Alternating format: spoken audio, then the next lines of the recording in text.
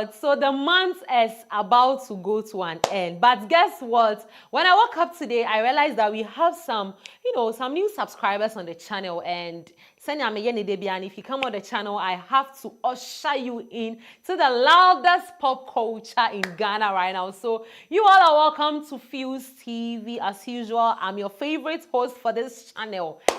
Fadeka, wherever you meet me, just call me Fadeka. So what I say. And if this is your first time coming across the channel too, please do also hit on the subscribe button and join the Fuse family, because when it comes to all the latest pop culture news, celebrity gossip, my name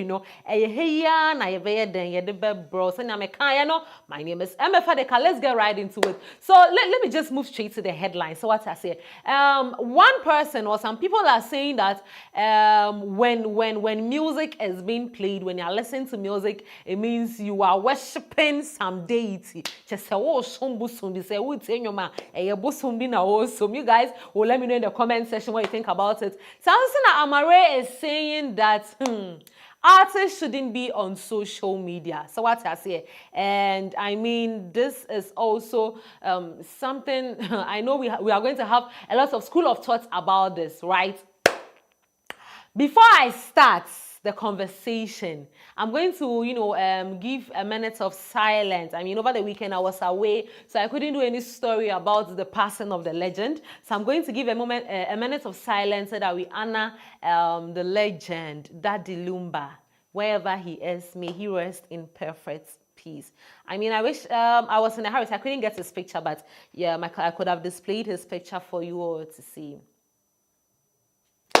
I'm back. Now let's start our conversation. Let's start with Amare. So Amare is a Ghanaian artist, but then he's based in the US, and you all know say she's also doing quite well. She's doing very, very well. I mean, not quite, but Amare is actually doing well out there, and she has a new album coming up, which is the Black Star album, and as part of that, she's releasing some singles from the album. So she went for an interview, and she was asked some question, I mean, in the process of promoting her album, and she said something. So Amare is saying that artists, I mean, let me display it on the screens for you. So Amare says, I think that artists and celebrities shouldn't be on social media. Alternatively, I mean, she suggested that they should have their social media managed by their teams. Everything and anything an artist does can and will be held against them. Like then, Sabrina Carpenter dropped her album cover. Everybody said it was misogynist, but I thought it was fine. I feel like we are losing artists being able to be daring and forward thinking, because we are so under the microscope, with phones. But I mean, the parts that I want us to talk about is the first sentence. That is, I think that artists and celebrities shouldn't be on social media. And then she suggested that they should have their social media managed by their theme. Okay, I mean, this is actually a very good point, because it is coming from an artist. So I think she has her own reasons, which she was saying, say, managing your own socials as an artist would actually, put a lot of burden on you, because you get to see directly or first-handedly what your fans are actually saying about you. But I also don't side with that fact, because how do you relate with your fans? How do you connect with your fan base if you don't really know what they are saying, what they need? So let me use our famous and our one and only Shatta as an example. I also know that Sarkodie manages his own account. So what I say, anything I say, Sarkodie, what can I say or no pan or baby reply or pencil so I won't feel. So what I say.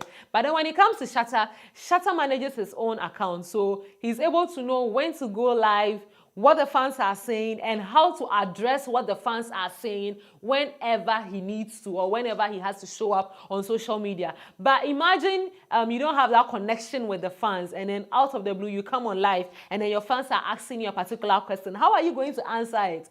I mean, you won't be able to do it because you don't really have that connection with the fan base. And come to think of it, now social media is everything. When you have to promote, even the same album Amare is about to put out, or she has actually launched, sorry. That particular album, you still need social media presence to promote it.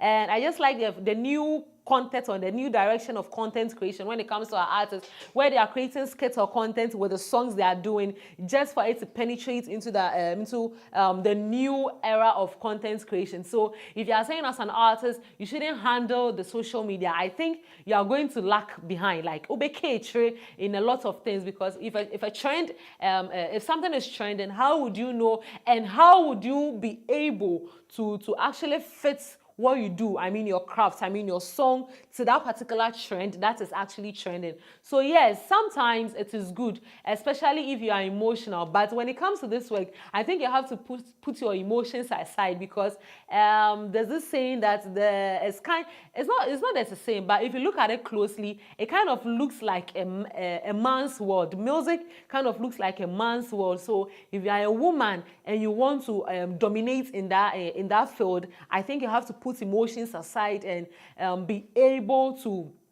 actually have that soft skin men have. So for social media, I think as an artist, even if you're not going to manage it fully, you should know what is being posted on your behalf, because just like you're saying, it will be used against you when there's a legal issue.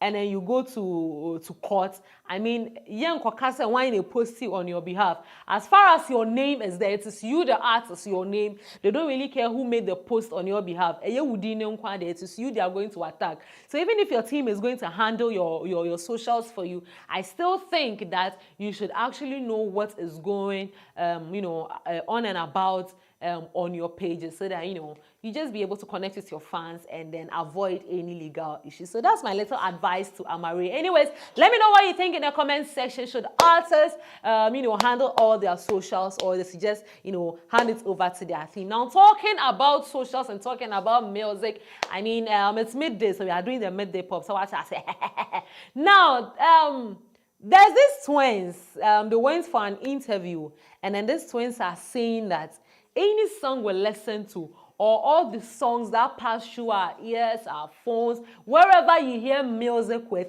there's some kind of spirit, there's some kind of soul behind that music. And you listening to that song simply means that you are worshiping that particular altar behind the song. Take a listen. That they say these things are spells, they inspire people, they bring them down. The music we're listening to, that Lumbe songs, some of them uplift you, some they draw you down, some they leave you confused, some, don't you know, these people are all prophets in their own realms. They are. The words that you say today can inspire someone, can lift them up and lift them down. They can even inspire, my Shatta Wale song, Mahama Pepa, can even inspire people to become presidents. And they can charge people with sexual desire. Songs, that Lume songs, you see how sometimes people use it for romantic videos on Kushin to Krum. Then I Kushin to Krum. Look at Patapa's song, The One Corner. People were jumping over boards, trying to just.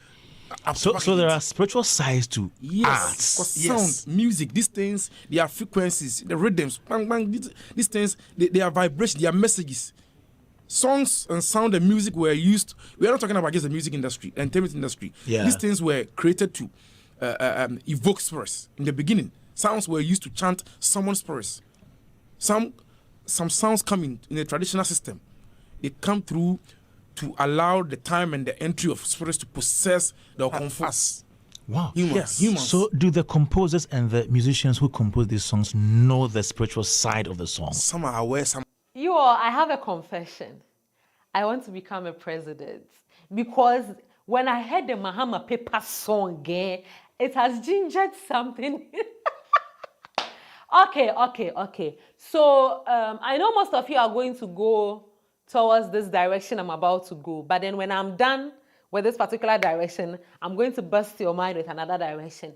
Yes, in the olden days, or even now, when it comes to the traditional side, music is a channel, so what I say, and when you have to evoke some of the spirits, as the mystic twins were saying, you need music. Even when you go to churches, the pastors will say, "Mama menyom, mame honyom, na hom nensane." So na be obetimi dey do, obetimi dey ahye come to prophesy.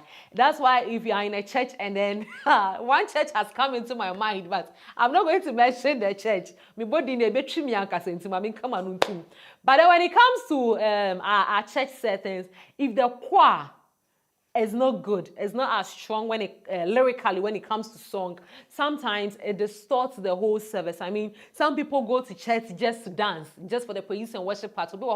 And you're preaching, oh, they're free. Nebi say no, then I saw for the kind, on kai. But for the nebi say, and you're na praise and worship leader not to ya guy didn't see from Obeka. So what I say. So I mean, when it comes to song is a soul, song is a spirit. But then, can we just have fun? Can we just have fun? Why do Ghanaians like associating everything with spirits, with deities? I mean, can't we just have fun? And yes, when you move into the Western world, this same theory is actually spreading there because they have the notion that when an artist is quite big enough and then doing certain things, they are associated to some groups. Let me say the Illuminati, not the Illuminati, but I'm using it as an example. Some certain groups. So they are conspiracy. It is alleged that there are conspiracy theories about Beyonce signed under something, and when she's on stage, she's different. And if you do what the song will get you and all that. But the truth of the matter is, it is true and it might not be true. So what I say? And you ma ebeye de wo mema sum no, enye de wo wa sumo. Like, that is the truth. And you ma memete how I would understand the song. I believe that song, music itself, is about relatability. Yes, the way you are able to relate to the song, that is how you would actually vibe to the song. So be and the person will be, oh my God, rolling on the floor. But that same song being played in that same place, another person will just be standing and they'll be staring at you blankly. Because it is not moving the person. So what I say? So I believe that there's soul. And don't forget that this artist penned down lyrics based on the happenings of their life, things they are going through, I mean, their surroundings. So what I say? So for you to always associate it with evil spirits or lesser things, I mean, that is what I wouldn't side with. But the truth of the matter is, music is relatability. How well your life or how well you are able to relate to the song, that is how well you would love to play or listen to the song over and over and over again. So for instance, personally, this is a very perfect example. So when Black Sherif released his Iron Boy album, I was one of the many people that came to condemn the album. Yes, you can go through our page, the playlist, you can find that video. I came, so I think he released it in, is it April, thereabouts? But then from January, I've been bashing him. So you can scroll down the page, you can find it. I've been bashing him because when he released the song, I was like, you did a lot of promotion about the song, only for all the songs to be sounding the same way. But you all should guess what? As I speak to you, the Iron Boy album is my morning devotion song. If I don't play all the songs on the album, I don't come to work. So what I say? So anytime the Fuse morning is delaying, it is me, because when I'm not done, I'm not starting my day. So it means we grow on songs. So what I say? And currently, the happenings in my life is actually relating to the songs on the Iron Boy album. But then initially, I didn't like it. So what I say? So for you to say that it is about spirit, no, I would just say that it's the soul behind it. How you are able to relate to a particular song. That is what will make the song good to your ears. But hey, anyways, I mean, you all should let me know. What do you think? Is it true? A song about spirits? Is it a form of you worshiping some deities? Hey. Anyways, Mystic Twins, why for dedication, because I mean most people cry so so what I know that is the agenda you guys are trying to promote, that it is not every song you have to listen to, but come on, if you are relating to the song, I think you should vibe to it. So talking about vibing to songs, guess what? So there's this DJ, he's called Mixmaster J. He has endorsed Stonebwoy. But this particular, wait, let me read his actual bio. So Mixmaster J is a radio stroke club DJ stroke a defender of reggae music and new music. So what I say, and then he has this show called the Reggae Drive Time Show. And he has endorsed Stonebwoy. So because reggae there, you all know, so I'm talking about the dance hall journey. So what I say. And on the Mixmaster J, on this show, it's just the reggae songs he play. So for him to endorse Stonebwoy is actually a huge thing. Take a lesson. What's saying? Hey, stop. We said BIM. Remember say if you bring me a BIM, you know. You promised me that for how long? but you got dream week in Jamaica, so me know, as a Ghanaian man, as a daddy man, you're going to mash up Jamaica. Salute my brother Stonebwoy, Mixmaster J, the 5-star English general assessor. Boom! Beam, and there you have it. Yeah, you know, Stonebwoy is endorsed by Mixmaster. I was trying to speak the past one, but in fact, my catch Stonebwoy say, oh yeah, or you all should tell Stonebwoy that I said I want to learn pata. But anyways, this is actually a huge thing. So what I say? So this reggae dance hall Jenna and all that and all that and all that. Why? But the truth of the matter is, this is actually a huge thing because you say I will fear when in you. I know that Ghanaians are still fighting with Stonebwoy, but then the fact that someone outside of our borders has actually endorsed Stonebwoy should tell you that Stonebwoy is actually working. And one day, Ghanaians would give him the accolades Stonebwoy deserves because it's been long overdue. Say Stonebwoy has done. Now, before I wrap up, I mean today I've been talking a lot. Because my weekend was quite good. It was good because I was at the official launch of Infinix 60. Their Hot 60 new series, and guess what? I met quite a lot of people, most of the influencers, because I'm an influencer myself. Come on. So I met most. Hey guys, I met most of your influencers there, and yes, they're also part of my pop culture, but then I